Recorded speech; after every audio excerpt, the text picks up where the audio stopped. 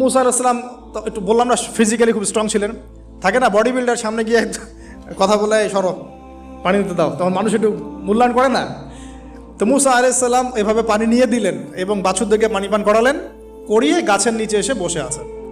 বসে বসে তিনি দোয়া করছেন, এই যে দোয়াটা তিনি দোয়া করছেন, রব্বি, একটা নেক কাজ করলেন, নেক কাজ করলেন না, মানুষের উপকার করলেন, নেক কাজ করে এসে গাছের নিচে বসে দোয়া করছেন, আল্লাহ এখানে তো আমার খাবার পানি বাসস্থান কিছুই নাই, আমি কি করব?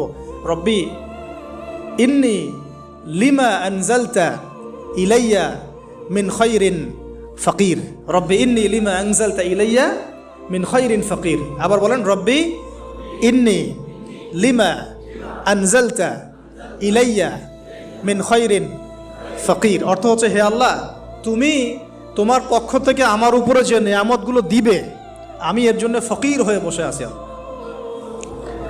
অর্থ বুঝে পড়বেন ভাই, নামাজ রোজা